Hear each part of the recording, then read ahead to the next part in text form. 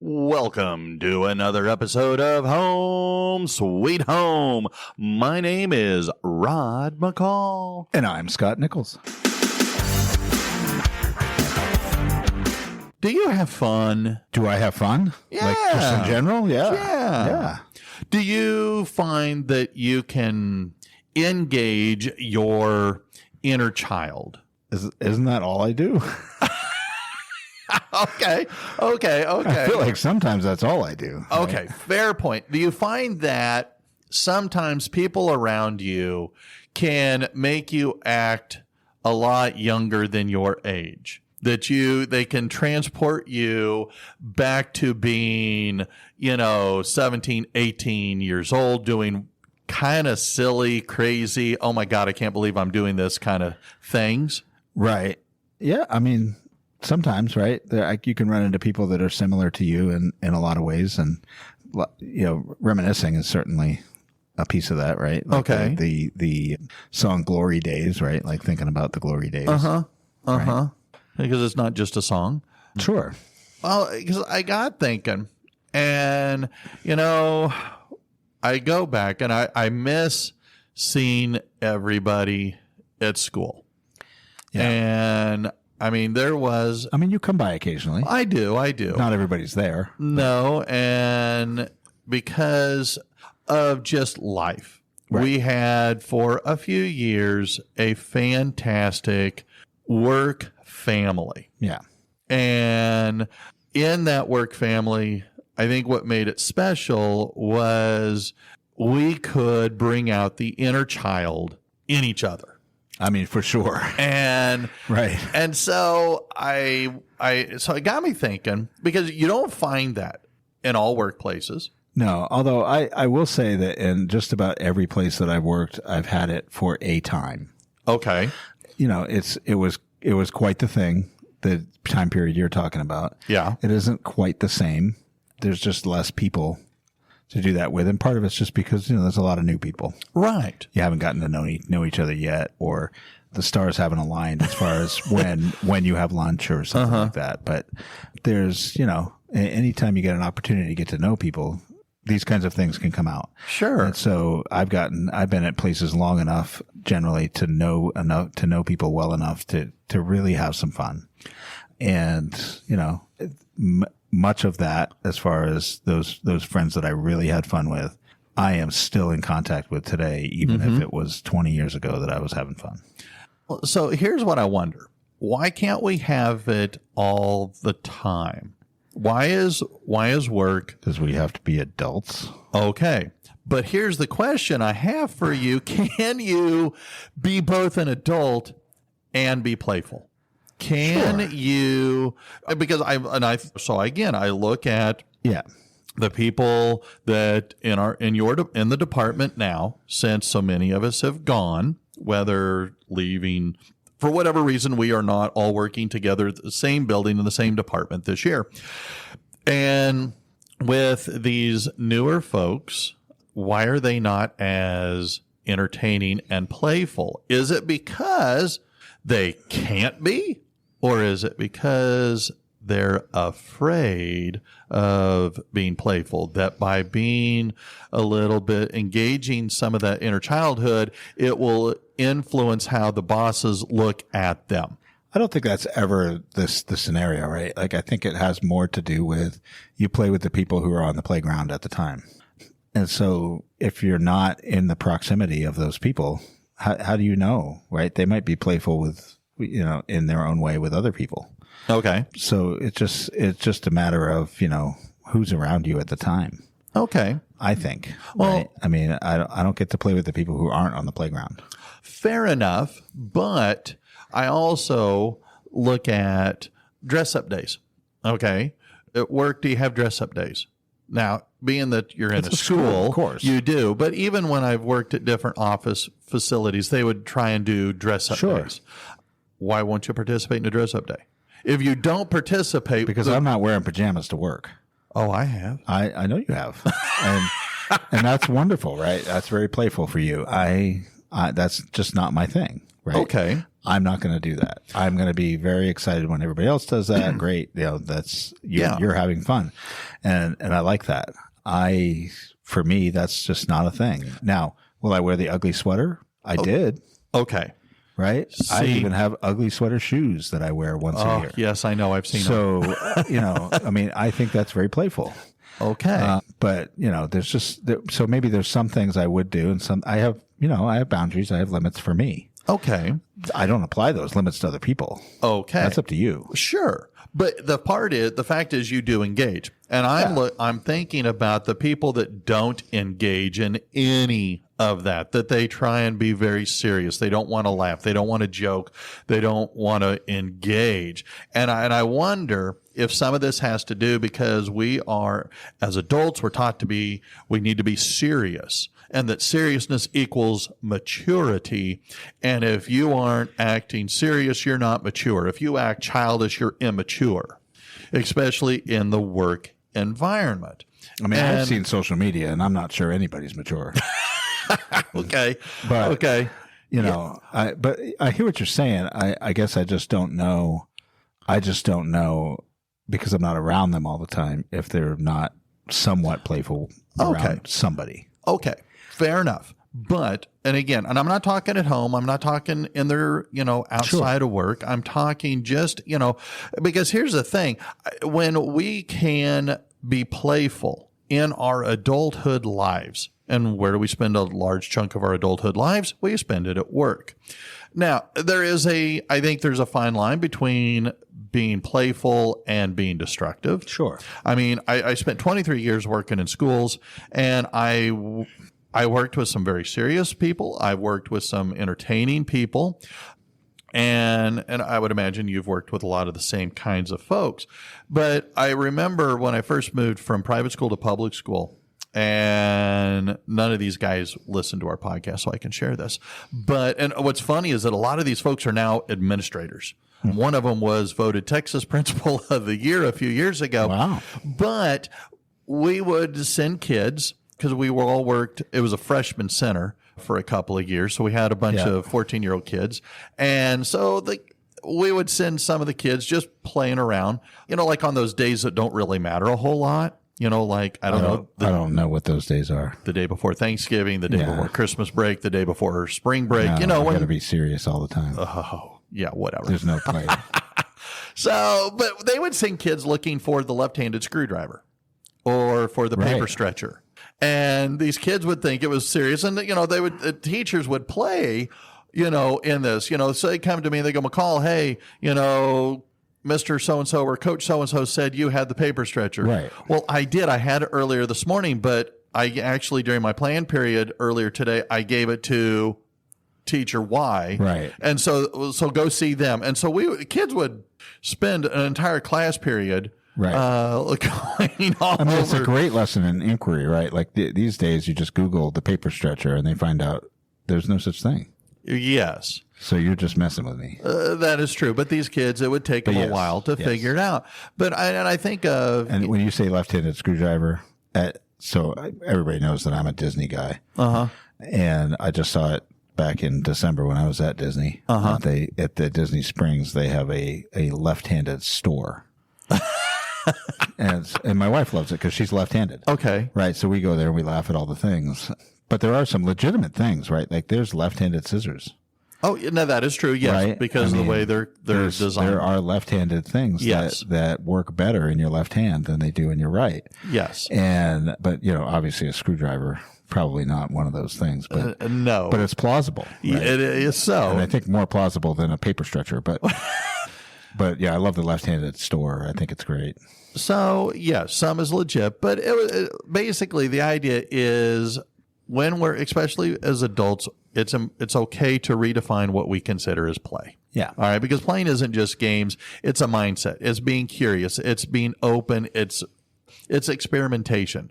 And because we need to have humor in our lives, we got to use our imagination and our creativity, because when we do that, it releases chemicals in our brain that makes us feel more happy. And the happier we feel, the more it spreads. It's like so many things. Like negativity spreads.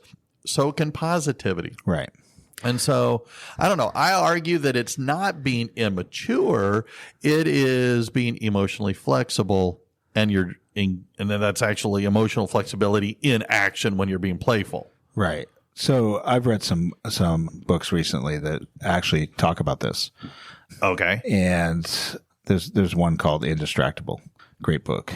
And as a part of that, the author talks about playfulness being like variability, right? Okay. And so as educators, we know that there was a long time here where there was this drive to gamify.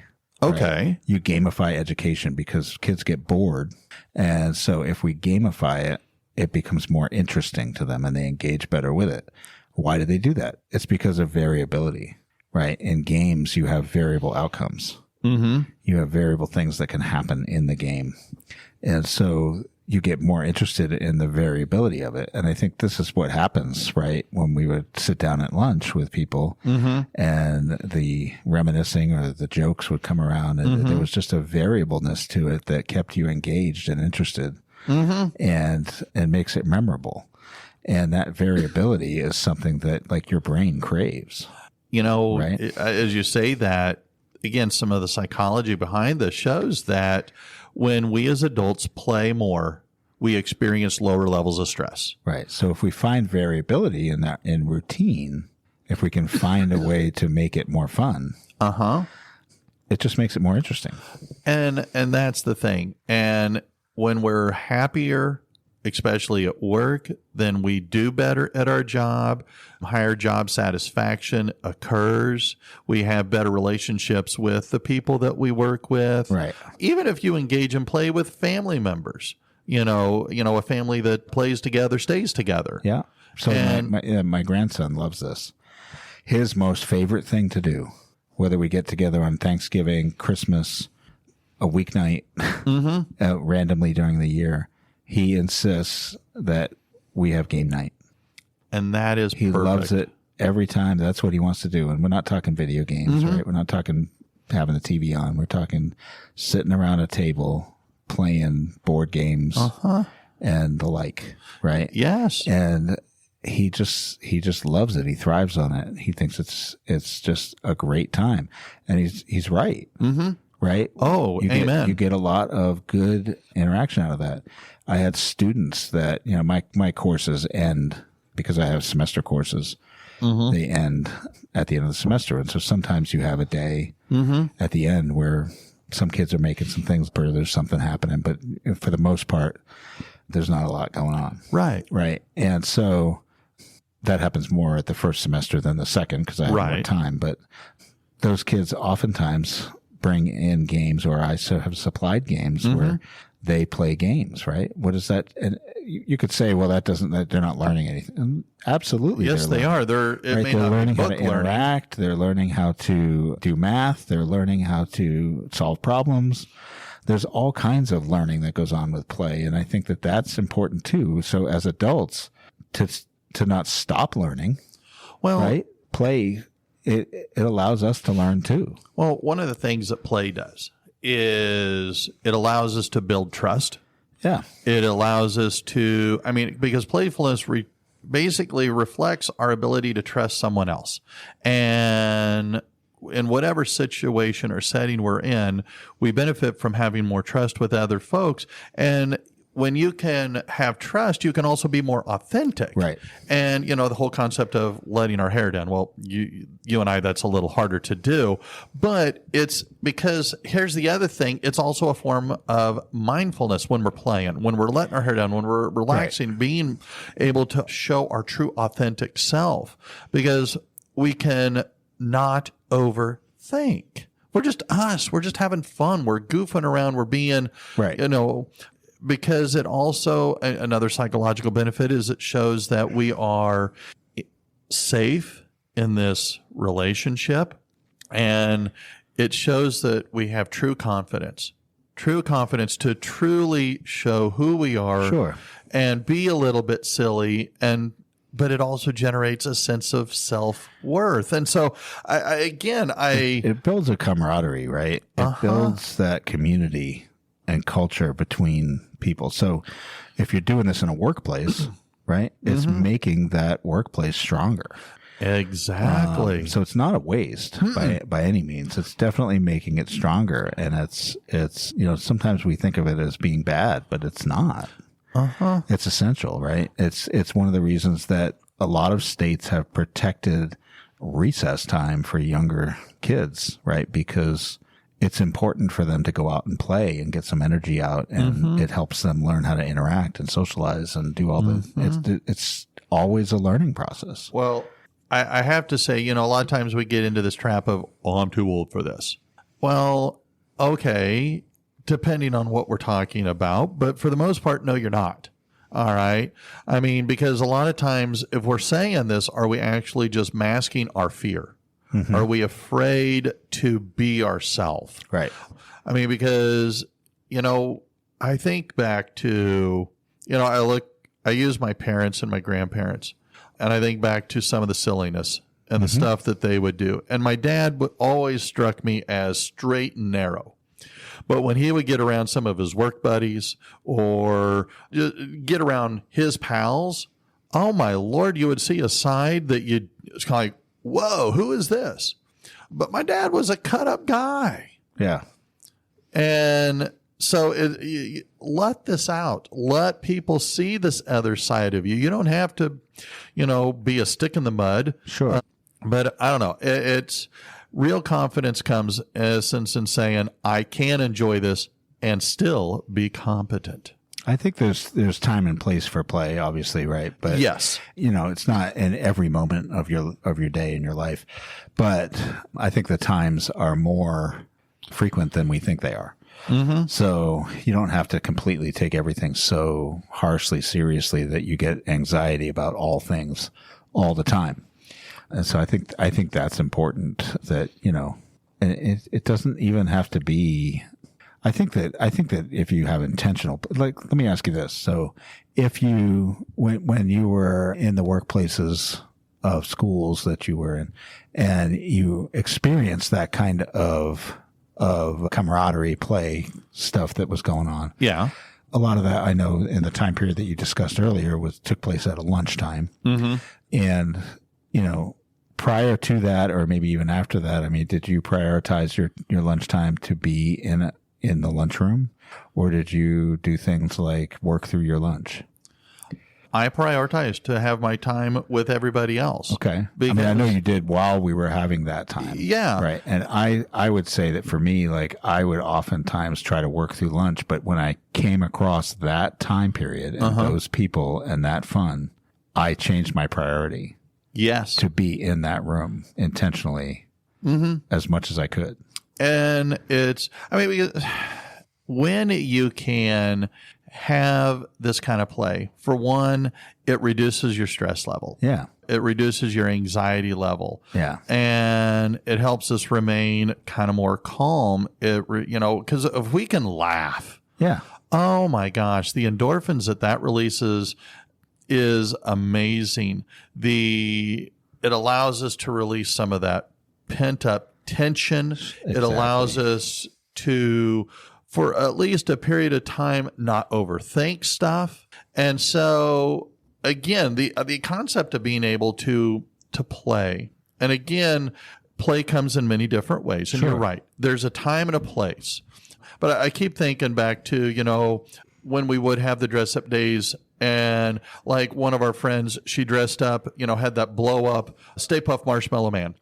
Or the one time that our good buddy Dave dressed up as Buddy the Elf. Yeah. And the issue that he had with the pants. We don't want to talk about that. It was, but I think back to a lot of the fun stuff. I mean, when we would do the snack train, when we would do the potlucks, even the morning meetings that we would have when we would gather in you know, classrooms in the morning, just to kind of BS.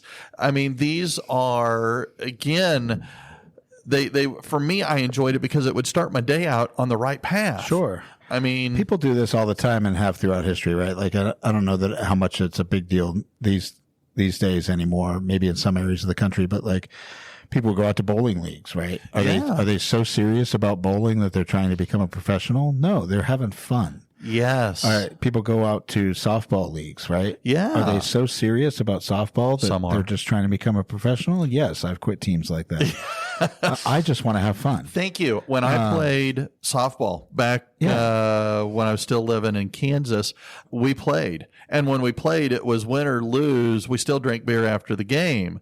And the deal was if you struck out in slow pitch church league softball, you had to bring a case of beer. Yeah. And I loved it. It was a whole lot of fun. Nobody took themselves too serious. Right. I'm never going to be a professional at it, so I don't care. God, no, me either. People will pay hundreds of dollars to go listen to somebody stand on a stage and listen to them tell jokes. Yeah. For a couple I've done hours. that. Right. And I would do that. Absolutely. There are people that I think are just an absolute riot. Jeff Dunham. That, right. I've seen Jeff Dunham. Nate Bargatze comes to mind. But so that, what we like to laugh. And somebody said at some point in history, right, laughter is the best medicine. Yeah. I don't know who it was, but they were right. Fun is important. So how about this? Fun can come in many different forms. Things that you can do. All right. You and I do this sometimes. I love listening to music. Yeah. So I'll sing along. It may not be common knowledge, but I like Meghan Trainor. So I'll sing Meghan Trainor songs. I'll dance to Meghan Trainor songs. But you can sing, you can dance by yourself in the car. I might pay to see that. Really? I mean, maybe. $20, baby. I mean, I'll do it right now for 10. Could be funny, right? But these are things that you can do. Sure. Again, participate in work dress-up days. Give yourself permission, in essence, to be a little bit silly. I would tell dad jokes. In fact, can I tell a dad joke right now? Yeah. I mean, okay. So what do you call? Your show. Oh, please. What do you call a knighted steak? I don't know. Sirloin. All right. So I feel strong enough and confident enough to tell a really bad dad joke. Yeah. Because I'm going to leave the dad jokes to the guys on YouTube that do that. Okay. But again, you can replace the self-criticism with curiosity. Right. All right. Integrate play into some of our routine activities, things that, turn chores into challenges or music-filled moments, add humor. Golly, I try and add humor. Yeah. I can't be serious. I've tried. I fail, but try it when something's stressful, add humor. I mean, sometimes you're serious and it's amusing for the rest of us. Exactly. Because, I try and I'm not always good, but when something's stressful, I try and lighten the mood by adding a joke. You say you miss the camaraderie in the group, and I've run into a couple of people that say they miss hearing you say the things that you said in the hallway. So yes, you provided a lot of fun and amusement there. Yeah. Well, again, some of it comes down to our approach. Life is a playground. Yes. So play in the playground. Yes. It's enjoy it. Thank you. And I would say, right, don't hide fun from kids. No. Right? I mean, as a teacher, I have fun with the kids. Yes. I mean, it's always appropriate and all those things, but you can joke around, you can bring up funny things that are happening in the world. You can, and you don't have to disparage anybody doing it. There's nice, clean fun. That's why I like Nate Bargatze. Okay. Right. Nate Bargatze has some really great comedy that is just absolutely clean, family friendly stuff. And I love it. Okay. And I would try to emulate some of those things. Like he's really good at that. So, but don't keep it from kids. Like, let kids play, have fun, play games, do things. They learn so much from that. And I think that, we talked about that lowering anxiety. I mean, who needs less anxiety in their life right now than kids? I need less. Right. Kids need less, right? They need to be having new ways to cope with it. And I think fun is one of those ways. Well, as you mentioned that, play nurtures our authenticity of our true self. So many times we, depending on where we're at we put up a mask. Right. And we present to be this thing, all right, depending on who we're with and where we're at. But if you can let yourself kind of be a little available and show a little authenticity of who you really are, right, then you're going to get way more positive responses than you might a negative. And if you get a negative response, well, then you know what? That's some dark energy you don't need in your life, so you can just cut them out anyway. Right. But, I mean, it's if you can find ways to engage in play, that can heal a lot of hurts. I can tell you that from personal experience, when I was going through the divorce with Eric's mom, being part of the divorce group, we would do our Tuesday meetings, and it was 7:30 to 9. Right. But after the meetings, we would go out to a place called Cafe Express, and we would laugh and joke and tell stories. We would do activities, whether it was going to the movies, playing miniature golf. Yeah. We would go sing. We would go to Pete's Dueling Piano Bar. Right. We would do stuff that was fun and entertaining. You would laugh, and it made, these times that were horrible, that none of us wanted, but it made it bearable, and it made it so that we could heal and overcome all this nastiness by stepping forward. And you know what? I came through, and all of us came through a lot better because we could find ways to laugh, to joke. We would do New Year's. We would have a New Year's party, and the New Year's party was centered around games. Yeah. Whether it was Pictionary or other stuff, White Trash Christmas Party. I mean, golly, that was hilarious. I mean, it was just a whole lot of fun of allowing ourselves as adults to play. Sure. And if you want to know about white trash, I don't. I truly don't. Anyway, but again, it builds this bridge when we can play. It builds this bridge between doing something and actually feeling alive. Because God, I need to laugh. There are so many reasons why I can cry, why I can feel angry, why I can yell and scream and hoot and holler. And I've done some of that, but I don't want to. I want to laugh. I want to joke. I want to play. Sure. And we need more play. I just don't want to play Monopoly. Oh. But I'll play Monopoly. Because Monopoly's not fair. Oh, listen to the previous week. Okay. Well, I think this has been great. Well, and play is super important. And if you need to have kids play, you need to give them autonomous play, let them play on their own. We need to have play. We need to have autonomous play. We should be playful and kind of varying our outcomes, right? Like having playfulness creates that variability. It makes things more interesting. So we should be doing that at work. We should be doing that at home. We should be doing that in other situations. Maybe you have a small group that you meet with or whatever, like all those places. I think it's great. I think I want to say, I really like the Chosen TV show. I don't know if you've ever seen that. It's a TV show that's, I think, very well done on the life of Jesus. Okay. But one of the things that caught me in it was that, you get this seriousness if you read the scripture to be like, Jesus was always serious and everything was very serious, right? Mm-hmm. And then you could start to wonder, well, why do these people hang around him? Right? Yeah. But like in the show, they portray him as, an actual person. Yeah. And he jokes with them and there's practical jokes and those kinds of things. Nothing that's, could be classified even in Christianity as sinful, but just fun. Yeah. Right.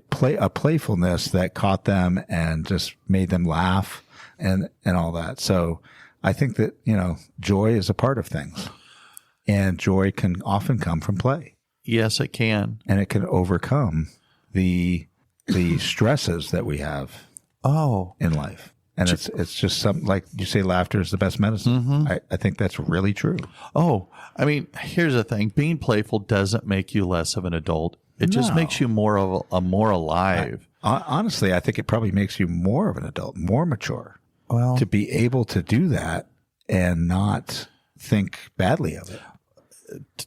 To build on that, maturity isn't about abandoning joy. Sure. It's about learning how to carry it with you. Right. So I challenge you. I challenge me. I challenge anyone who listens. Find a way, a small way to play. Maybe it's telling a joke, dance with your kids, wear something ridiculous. Notice how it feels, because it'll give yourself permission to enjoy something simple simply because it's fun. Excellent. Find a way to play this week. Amen. All right. Well, I am out here. Let's go play, baby. All right. Well, until next time, my name's Rod. I'm Scott. Have fun. Bye-bye.